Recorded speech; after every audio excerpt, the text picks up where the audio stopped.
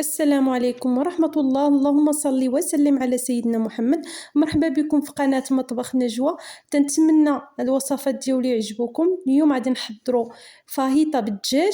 غنبداو على بركة الله. المقادير: عندنا بصله متوسطه مشلضه، عندنا السكنجبير، البزار، التحميره، عندي تقريبا شويه من فلفل اخضر والاحمر حلو، وعندي الربيع، 2 فصوص ديال الثوم، والدجاج على حسب المتوفر، عندي الملح والسكنجبير. غادي نبداو طريقه التحضير. عندي مقله غادي ندير فيها قياس 3 الملاعق كبار ديال الزيت النباتيه، وغادي نضيف ليها هذيك البصله اللي عندي متوسطه اللي شلطتها قطع صغيره.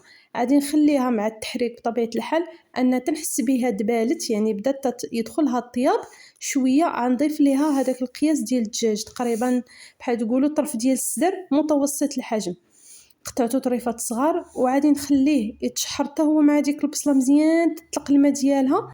من بعد غادي نبدا نضيف العطريه كما ذكرت من قبل اللي عندي، وغادي نضيف هذوك 2 فصوص ديال الثوم حتى هما اللي حكيتهم، حتى هما غادي نضيفهم.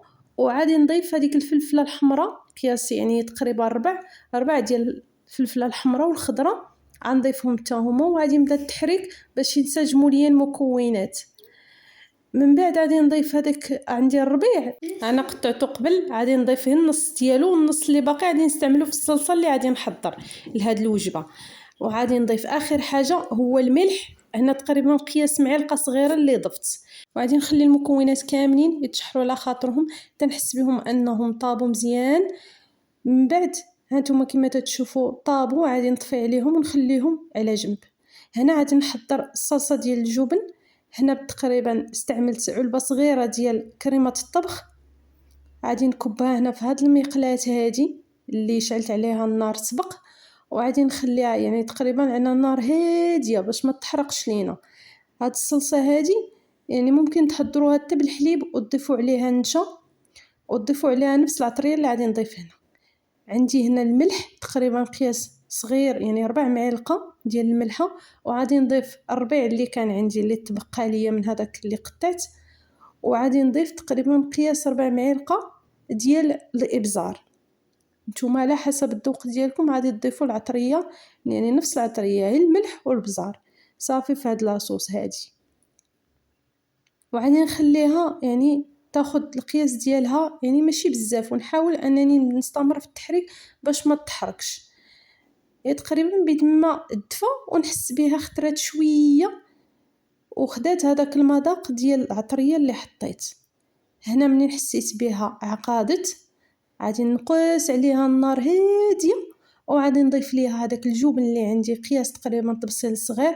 ممكن تستعملوا الجبن الاحمر، انا هنا استعملت تقريبا واحد الجبن يعني عنده نفس المذاق ديال الجبن الاحمر حيت ما متوفرش عندي. وعادي تستمروا في التحريك تتحسوا بهذيك الصلصه يعني عقادت بسبب هذاك الجبن اللي عندنا. ومن بعد غادي نطفي عليها وغادي نبدا في تقديم الطبق ديالنا. هنا الطبق حطيت فيه الفريت اللي وجدته قبل، ممكن توجدوه في الفران، ممكن توجدوه مقلي. استفت فيه قياس ديال الفريت اللي عندي، وغادي نحط فوق منه هذيك الخليط ديال الدجاج والفلفله اللي طيبت تقريبا عبار يعني في الوسط، يعني نخلي الفريت يبان. غادي نحطو يعني بطبيعه الحال راه سخنته شويه باش الطبق ديالنا كله يكون تقريبا دافي. هنا حطيت الدجاج ديالي تقريبا كله، حطيته على هذا الشكل هذا كما تتشوفوا معايا.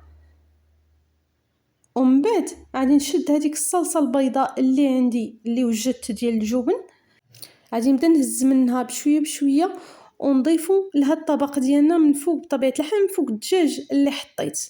حتى هي راه باقا دافيه حيت هي وجدتها اخر حاجه، من الاحسن وجدوها اخر حاجه باش تبقى عندكم شاده هذيك يعني السخونيه. الا بردات ممكن تدفيوها شويه. هانتوما كما تتشوفوا خطرات بسبب هذاك الجبن، وعندها واحد المذاق رائع، خصوصا فاش تتمزجوا يعني البطاطس مع الدجاج مع هاد الصلصه تيجي واحد المذاق زوين زوين زوين بزاف. وتنتمنى انها تعجبكم. انا زوقتها هنا بشويه ديال الكورنيشون، شويه ديال زيتون خضر قطعتهم قبل، زينتهم من الفوق تضيفوا واحد المذاق حتى هما خطير لهاد الوجبه. تنتمنى تعجبكم هاد الوصفه وتعجب وليداتكم، وما تبخلوش عليا بلي لايك وبتعليقات زوينه من عندكم. شكرا بزاف على المشاهده ديالكم، الا كنتو كملتوا الفيديو حتى الاخير، وبصحه وراحه.